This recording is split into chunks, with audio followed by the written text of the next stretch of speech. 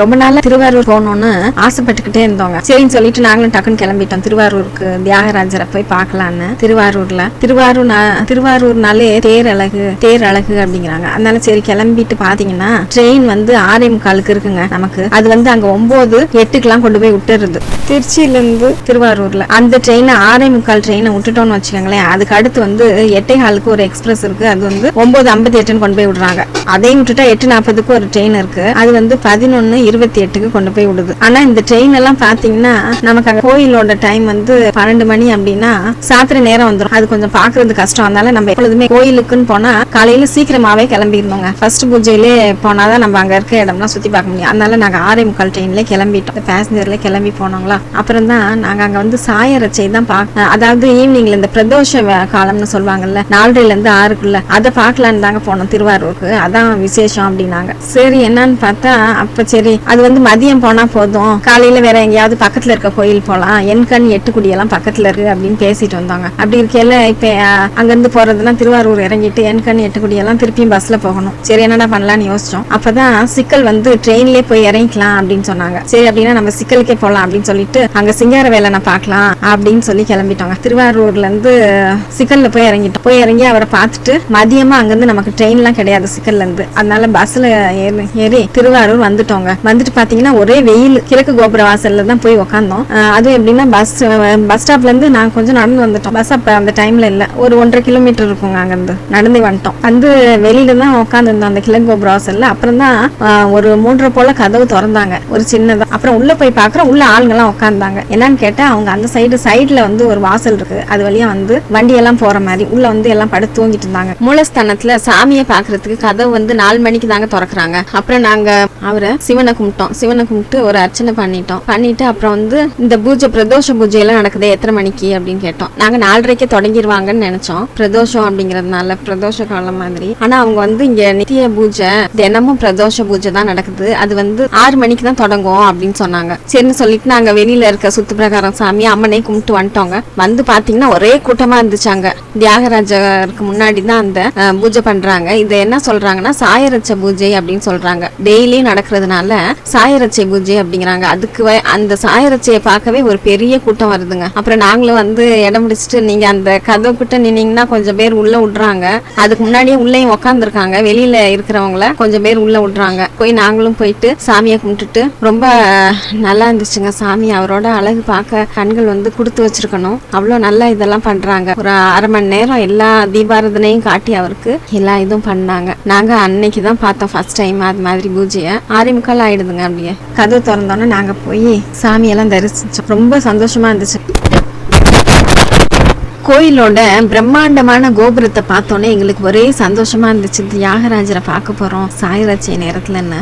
அப்ப வந்து பாத்தீங்கன்னா நாங்க அடைஞ்ச ஆனந்தத்துக்கு ஒரு அளவே இல்லைங்க, ரொம்ப சந்தோஷமா இருந்துச்சு. அப்புறம் வந்து சைவ சமயத்துல பிறக்க முக்தி தரும் தலம் அப்படின்னு சொன்னாலே அது வந்து நம்ம திருவாரூர் தான். காசியில வந்து இருந்தா சிதம்பரத்தை தரிசிச்சா முக்தி, திருவண்ணாமலையை வந்து நினைச்சாலே முக்தி தான். ஆனா இந்த பூலோகத்துல பிறக்கிறதே புண்ணியம், அதுவே அவருக்கு முக்தியை தரும் அப்படின்னா அது திருவாரூர் மட்டும்தான். 33 ஏக்கர் நிலப்பரப்புல 9 பிரம்மாண்ட ராஜகோபுரங்கள் இருக்கு. ஆசியாலேயே மிகப்பெரிய ஆழித்தேரு, 5 வேலி பரப்பளவு கொண்ட கமலாலய திருக்குளம் இருக்குங்க. வருஷத்தோட நாட்களை குறிக்கிற 365 சிவலிங்கங்கள். இதையெல்லாம் விட ரொம்ப முக்கியமா தில்லை சிதம்பர நடராஜருக்கே முற்பட்ட ஆதி தலம்க்கு எதுவும் தெரியுமா? அதுதாங்க நம்ம திருவாரூர் தியாகராஜ சாமி திருக்கோயில் தான். கோயிலுக்குள்ளேயே அறிவியல் சவால்களும் அமானுஷ்ய ஆன்மீக ரகசியங்களும் புதைஞ்சு கிடக்குது.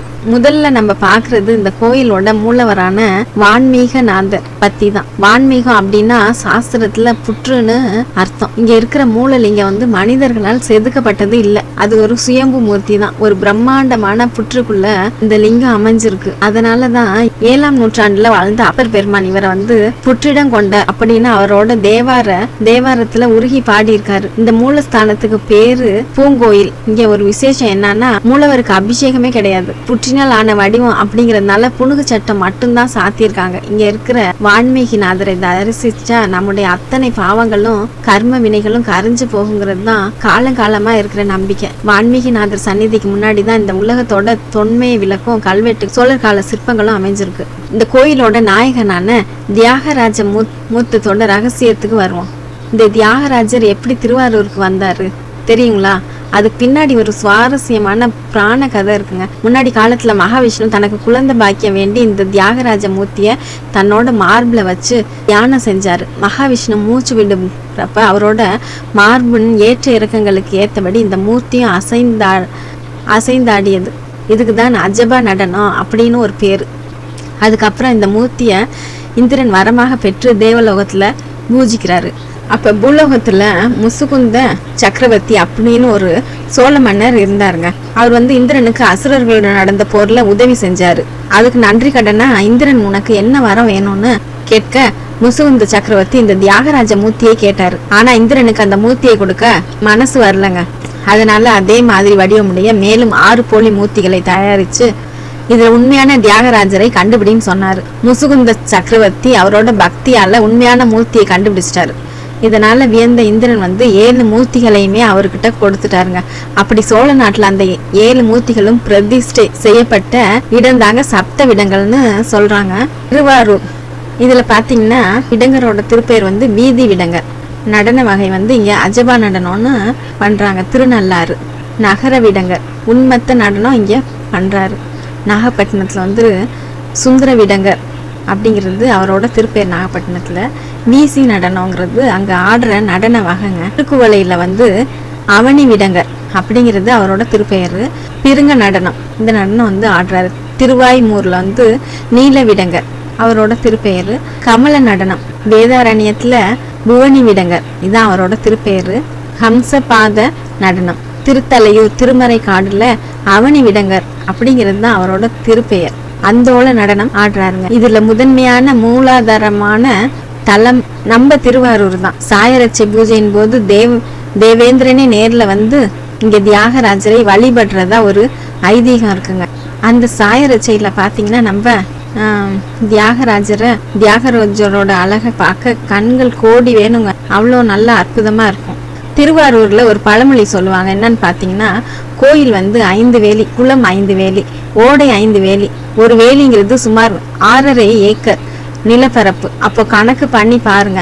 இந்த கோயில்ல மட்டும் 33 ஏக்கர் அதே அளவுக்கு பிரம்மாண்டமானது தான் இங்க இருக்கிற கமலாலய திருக்குளத்தோட நடுவெண் கோயில் நாகநாத சுவாமி சந்நிதி அமைஞ்சிருக்கு. படகு மூலமா மட்டும்தான் இந்த சந்நிதிக்கு போக முடியும். இந்த குளத்துல மொத்தம் 4 முக்கியமான தீர்த்தங்கள் இருக்குங்க. கமலாலயம், சங்க தீர்த்தம், கயா தீர்த்தம் மற்றும் வாணி தீர்த்தம். இந்த குலத்தை பத்தி ஒரு அரிய ஆன்மீக சம்பவம் இருக்கு. சுந்தரமூர்த்தி என்னன்னு பாத்தீங்கன்னா சுந்தரமூர்த்தி நாயனாருக்கு அவரோட மனைவியான பறவை நாச்சியாருக்கு கொடுப்பதற்காக பொன் தேவைப்பட்டது.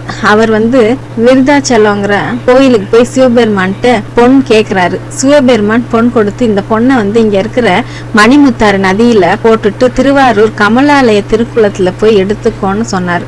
சுந்தரரும் அந்த மாதிரி நதியில போட்டுட்டு திருவாரூர் இந்த கமலாலய குளத்தை தேடி அவர் போட்ட பொண்ணை அப்படியே எடுக்கிறாருங்க. இறைவனுக்கும் அடியாருக்கும் இந்த உன்னதமான அன்புக்கு இந்த குளம் ஒரு சாட்சியா நிக்குது. இதுல அடுத்து நம்ம என்ன பாக்குறோம்னு பாத்தீங்கன்னா ஆன்மீக பலம் வாய்ந்த அம்பாள் சந்நிதி தான். திருவாரூர்ல 2 முக்கியமான அம்பாள் சந்நிதி இருக்கு. முதலாவது என்னன்னு பாத்தீங்கன்னா உலக புகழ் பெற்ற அன்னை கமலாம்பாள் சந்நிதி தான். இது மிக முக்கியமான சக்தி பீடங்கள்ல ஒண்ணுங்க. இங்க அம்பாள் சாதாரண கோலத்துல இல்லாம ஒரு யோகியை போல 2 கால்களையும் மடக்கி பத்மாசனத்துல யோக வடிவில் அமர்ந்திருக்காங்க. கர்நாடக சங்கீத மும்மூர்த்திகள்ல ஒருவரான முத்துசாமி தீட்சிதர் இந்த அன்னை கமலாம்பாளை துதித்ததுதான் உலக புகழ் பெற்ற நவவர்ண கீர்த்தனைகள். இது இங்கேயே அமர்ந்து பாடினாருங்க. 2வது நீலோத்பாலாம்பாள் சந்நிதி, தமிழ்ல அள்ளியங்கோதைன்னு பேரு. இங்க அம்மன் போக சக்தியா இருக்காங்க. இந்த சந்நிதியோட உற்சவ மூர்த்தி ஒரு விசேஷம் இருக்கு. அம்பாளோட இடது கை தன் தோழியின் கையில் இருக்கும் குழந்தை முருகனோட சிரசுங்கிற தலையில தொட்டவாறு இருக்குங்க. இந்த சன்னதியோட முக மண்டபத்துல மராத்திய மன்னர்கள் காலத்து அரிய வண்ண ஓவியங்கள் இன்னைக்கும் அழியாம இருக்கு. சிவபெருமான் வேடுவ வடிவம் எடுத்து சோமாசி மாற நாயனாரின் பாகத்துக்கு போன கதையை இந்த ஓவியங்கள் நல்லா விளக்குது. திருவாரூர் தேரழகு இந்த வார்த்தையை கேட்காத தமிழர்களே இருக்க முடியாது. ஆசியாவிலேயே மிக பெரிய தேர் தான் நம்ம திருவாரூர் ஆழித்தேர். இதோட மொத்த உயரம் 96 அடி, எடை 300 டன். இந்த 96 அடி உயரம் எதை குறிக்குதுன்னா மனித தத்துவங்களான 96 தத்துவங்களை கடந்து இறைவன் நிற்கிறாரு அப்படிங்கிற தத்துவத்தை தான் சொல்லுது. இந்த தேரோட்டத்துக்கு பின்னாடி ஒரு சோகமான அதே சமயம் நெகிழ்ச்சியான வரலாறு இருக்கு. வருஷம் 1000க்கு முன்னாடி சோழர்கள் காலத்துல தேரோட்டம் சிறப்பா நடந்திருக்குங்க. அப்பர் பெருமானே ஆழித்தேர் வித்தகனை நான் கண்ட தாரூரே அப்படின்னு பாடியிருக்காரு. ஆனா 1927 ஆண்டு நடந்த தேரோட்டத்தப்ப ஒரு விபத்து ஏற்பட்டு இந்த பிரம்மாண்டமான தேர் வந்து முற்றிலும் தீக்கிரையாகி எரிஞ்சு போயிடுச்சுங்க. அதுக்கப்புறம் 1930 புதிய தேர் செய்யப்பட்டாலும் சில காரணங்களால 48க்கு பிறகுதான் தேரோட்டம் முழுமையா நின்று போச்சு. கிட்டத்தட்ட 22 வருஷங்கள் திருவாரூர் வீதிகளில் தேரோட்டமே நடக்கல. அதுக்கப்புறம் 1970ஆம் ஆண்டு திருவாரூரில் பிறந்த தமிழ்நாட்டோட முன்னாள் முதல்வர் மு. கருணாநிதி அவர்களும் வடபாரதி மங்கலம் தியாகராஜ முதலியார் அவர்களை எடுத்த பெரும் முயற்சிகளால தான் ஹைட்ராலிக் பிரேக் போன்ற நவீன தொழில்நுட்ப வசதிகளோட இந்த ஆழித்தேர் மீண்டும் பிரம்மாண்டமா உருவாக்கப்பட்டு தேரோட்டம் தடையின்றி நடக்க தொடங்குச்சு. இன்னைக்கும் சித்திரை திருவீதியில இந்த தேர் அசைந்து ஆடி வரும் அழகை பார்த்தா உலகெங்கிலும் இந்த லட்சக்கணக்கான மக்கள் வருவாங்க. திருவாரூர் வந்து வெறும் கோயில் மட்டும் கிடையாது, தமிழ் பக்தியோட ஒரு பல்கலைக்கழகம். சைவ சமயத்தோட 12 திருமுறைகளிலும் அதிக பாடல்கள் பெற்ற ஒரே தலம். சம்பந்தர், அப்பர், மாணிக்க வாசகர்னு சமயக்குறவர்கள் 4 பேருமே இங்க வந்து பதிகங்களை பாடியிருக்காங்க. முக்கியமா சுந்தரமூர்த்தி நாயனாருக்கு இந்த ஊருக்கும் பிரிக்க முடியாத பந்தம் இருக்கு. சுந்தரரோட மனைவியான பறவை நாச்சியார் வந்து வாழ்ந்த பதி இது. சுந்தரர் தன் அடியவர்களோட பெருமை உலகத்துக்கு உணர்த்திய திருத்தொண்ட தொகை அப்படிங்கிற நூலை பாடியது இங்க இருக்கிற தேவாசிரியன் மண்டபத்துல தான். இந்த நூலை அடிப்படையாக வச்சுதான் பின்னாடி சேக்கிலார் பெருமான் வந்து பெரிய புராணத்தை எழுதினாரு. அது மட்டும் இல்ல, தன் கன்றுக்குட்டியை கொன்ற தேர்காலில் தன் சொந்த மகனை ஏற்றி நீதி வழங்கிய மனுநீதி சோழன் வாழ்ந்ததும் தண்டியடிகள் நாயனார், நந்தியடிகள் நாயனார் போன்ற பல நாயன்மார்கள் முக்தி அடைந்ததும் இந்த புண்ணிய பூமியில தான். இதனாலதான் சுந்தர பெருமான் வந்து உருகி திருவாரூர் பிறந்தார்கள் எல்லோரும் அடியேன் அப்படின்னு பாடியிருக்காரு. கட்டிடக்கலை அதிசயம் இங்க கோயில்ல, ஆன்மீக ரகசியம், தமிழ் பக்தி இலக்கியத்தின் பிறப்பிடம்னு இத்தனை பெருமைகளை கொண்ட திருவாரூர் தியாகராஜர் கோயிலை பத்தி நாம இன்னைக்கு விரிவா பார்த்தோம். இந்த கோயிலுக்குள்ள நுழையிறப்பயே ஒரு தனித்துவமான ஆன்மீக அதிர்வையும் மன அமைதியையும் நம்மளால உணர முடியுதுங்க. பிரதோஷம்னா என்னன்னு பார்த்தீங்கன்னா சாயந்தரம் 4:30லேருந்து 6 மணிக்குள்ள இருக்கிறது பிரதோஷ காலம் அப்படின்னு சொல்லுவாங்க. ஆனால் இங்கே வந்து சாயரட்சைன்னு சொல்கிறாங்க. சாயரட்சைன்னா என்னன்னா தினமும் இந்த பூஜை நடக்கிறதுனால தான் இதை வந்து சாயரட்சைன்னு சொல்கிறாங்க. இந்த பூஜை வந்து 6 மணிக்கு தொடங்கி இங்கே வந்து தினமுமே பிரதோஷ வேலைங்க, நித்திய பிரதோஷம்னு சொல்லுவாங்க, சாமிக்கு பண்ணுறாங்க. அதை தான் சாயரட்சைன்னு சொல்கிறாங்க. அந்த வேலையில் நம்ம வந்து தியாகராஜரை மனமுருக வேண்டிக்கிட்டு பிரார்த்தனை பண்ணிக்கிட்டா எல்லாம் நடக்குதுங்க. திருமண தடையெல்லாம் விலகுது. நமக்கு என்ன வேணும்னு சொல்லி அவரை வணங்கிக்கிறோமோ அவர்கிட்ட வேண்டிக்கிட்டாலும் அதை நிறைவேற்றி வைக்கிறாருங்க இவர் தியாகராஜர். இங்கே அதான் சிறப்பு இந்த சாயரட்சை வேலை. அதுக்கு தான் நிறையா பேர் பல இடங்கள்லேருந்தும் பல நாடுகள்லேருந்தும் வந்து இந்த சாயரட்சை வேலையில் சாமி கும்பிட்டு போகிறாங்க. ரொம்ப சிறப்பு பெற்றவர் தான் இவர் இந்த சாயரட்சைக்காகவே. சிவன் வந்து பிரதோஷ காலத்தில் முடிஞ்சு ரொம்ப சந்தோஷமாக இருப்பாருங்களங்க. அதனால தான் இப்போ வந்து நமக்கு வேண்டிய வரங்களெல்லாம் கொடுக்குறாரு. அதனால தான் அவரை பார்க்க நிறைய கூட்டம் வருதுங்க. நீங்கள் நினச்சது நடக்கும் இங்கே வந்தா. 1000 ஆண்டுகள் கடந்தும் அசைந்து வருமா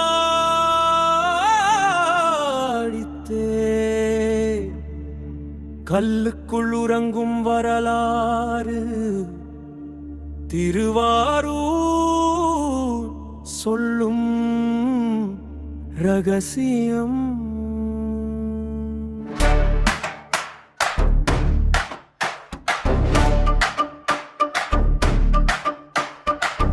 திருவாரூர் மண்ணை தொட்டாலே திருவடியின் ஓசை கேட்குதே. தியாகராஜர் அருள் நிறைந்த திருக்கோயில் நம்மை அழைக்குதே. காலம் கடந்த கோபுரங்கள் காவியங்கள்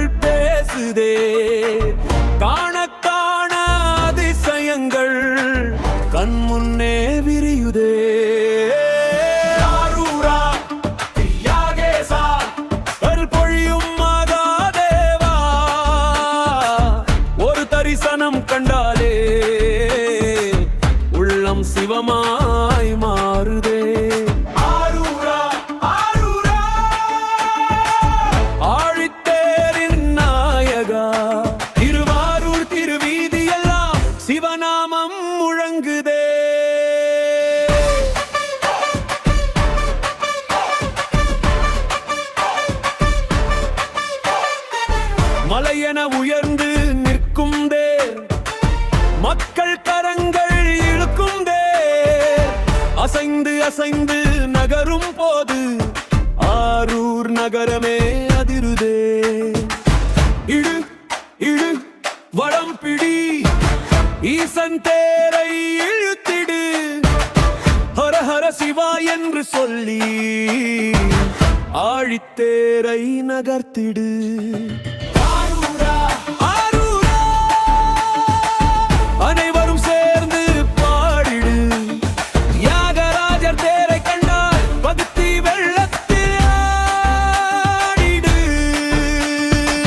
அன்பின் நாட்களை நினைவூட்டும் 365 லிங்கங்கள் சிவமயம் என்று சொல்லும் போல திருத்தலத்தில் அருள் பொழியும். ஒவ்வொரு சன்னதியும் ஒரு கதை, ஒவ்வொரு சிற்பமும் ஒரு மொழி, தேட தேட திறக்கும் இங்கே தெய்வ வரலாற்றின் புதுவழி.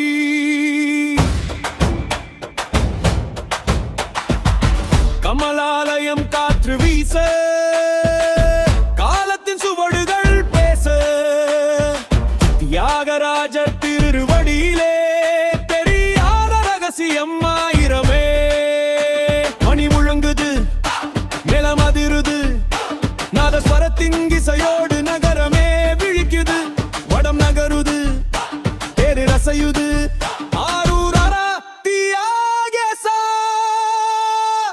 என்ற கோஷம் விண்ணை தொடுது. ஆரூரா ஆரூரா அருள் நிறைந்த திருவாரூரா, ஆழித்தேரின் பெருமை சொல்ல ஆயிரம் நாவும் போதாது. ஹர ஹர மகாதேவ பிரவகராஜா தியாகேசா.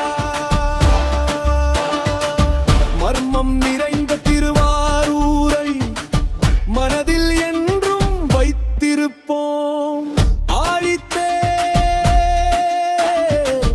அருளின் தேர், ஆரூரன் வாழும் திருத்தேர். ஓம் நம சிவாயே, ஓம் நம சிவாயே. ஆரூரா ஆரூரா ஐந்து வேலி ஆலயம், ஐந்து வேலி திருக்குளம், பார்க்க பார்க்க பிரம்மாண்டம் இதுதான்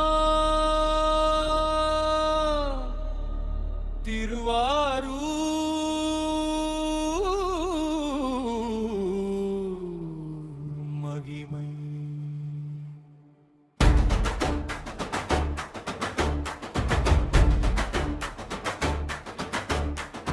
வானம் தொடும் கோபுரங்கள், வரலாறு சொல்லும் மண்டபங்கள், திரும்பும் திசையெல்லாம் சன்னதிகள், திருவாரூரின் அதிசயங்கள்.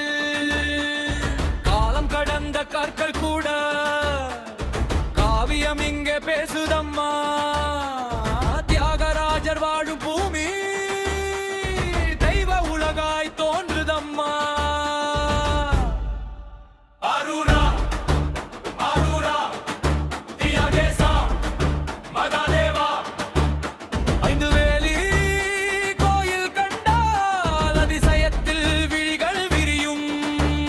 ஆரூரா ஆரூரா அருள்பொழியும் சிவனேவா, பிரம்மோன்னத்தின் உச்சம் இதுவே. பெருமை மிகு திருவாரூரே.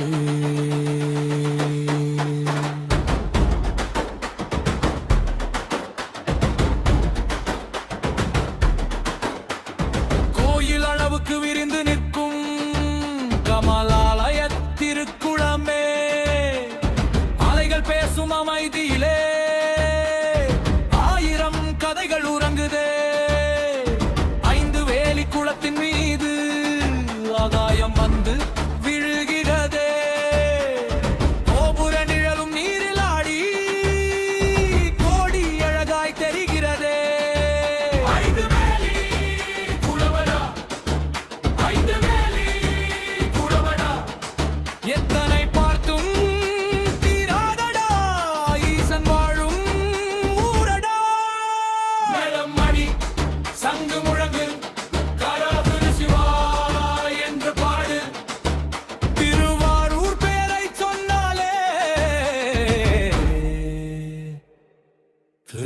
திருமணம் வீசுதடா.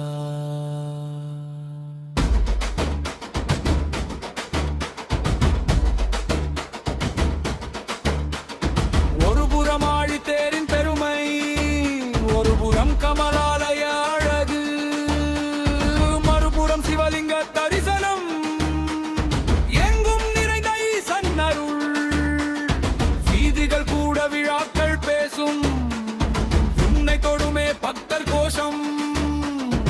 ஆரூர் மண்ணில் காலடி வைத்தால் அன்மா உணரும் சிவ சந்தோஷம். கோயில் பிரம்மாண்டம், முகிலமும் பிரம்மாண்டம், பேரோ உலக பிரம்மாண்டம். ஆரூர் ஈசன் அருளோ எல்லை இல்லா பிரம்மாண்டம். ஆரூரா ஆரூரா கே தியாகராஜா தியாகேசா, ஐந்து வேலி ஆலயத்தின் அருள் விளக்கே மகாதேவா. கமலாலயம் அலைகள் சொல்லும் காலம் கடந்த சிவமகிமை, காண காண வியக்க வைக்கும் காவிய பூமி திருவாரூரே.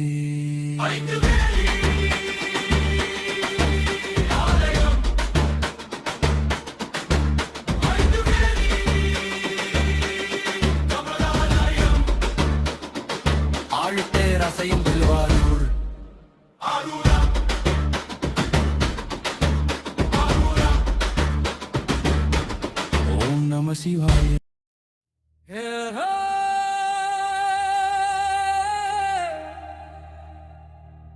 மகாவிஷ்ணுவின் மார்பில் மகேசன் வீற்றிருந்தாரா, தேவர்கள் போற்றிய திருமேனி பூமிக்கு வந்தது எப்படி?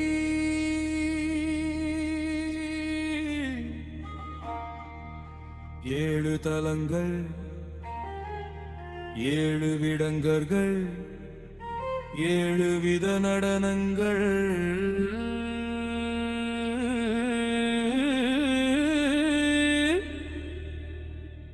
இதுதான் சப்த விடங்க ரகசியம்.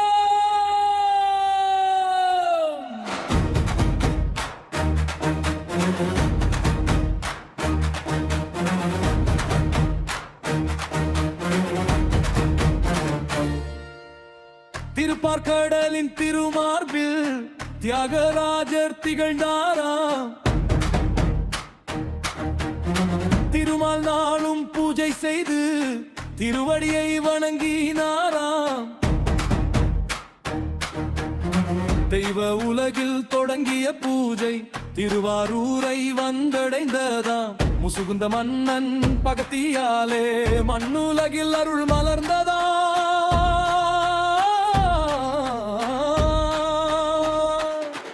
இந்திரன் வைத்த ஏழு உருவம் எது உண்மை என்ற சோதனையாம். ஈசன் அருளால் மன்னன் அறிந்து ஏழு விடங்கமும் பெற்றாராம். திருவாரூரின் மகாதேவா, அஜபா நடனம் ஆடும் நாதா, ஆரூராறு புரிவாயா. ஏழு கோலம், ஏழு நாட ரகசியமே, சப்த விடங்கம் சொல்லும் மகிமை, சிவனின் தெய்வ காவியமே.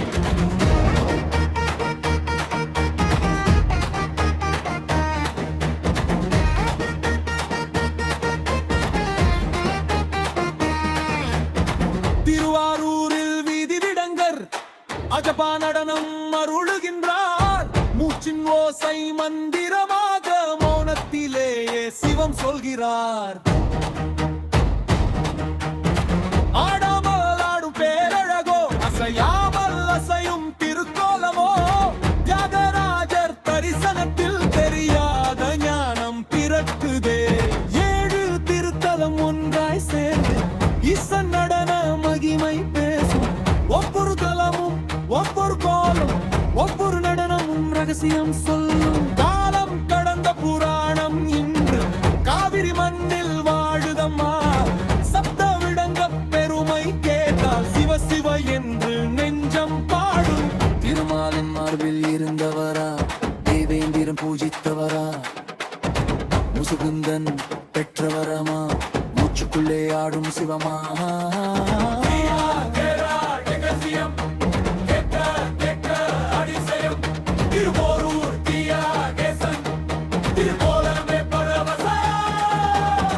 ஒன்று அல்ல 7 தலங்கள் ஒன்று அல்ல 7 நடனங்கள் ஒரே சிவன் 7 விடங்கம் ஆரூரா தியாகேசா என்ற கோஷம் விண்ணை தொடட்டும் தியாகேசா தியாகேசா திருவாரூரின் பேரரசா அஜபா நடனம் ஆடும் ஈசா அகிலம் காக்கும் மகரா யாரு குலம் ஏழு கோலம் ஏழு தத்துவமே சப்த விடகன் ரகசியத்தின் சாட்சியாய் நிற்கும் சிவமே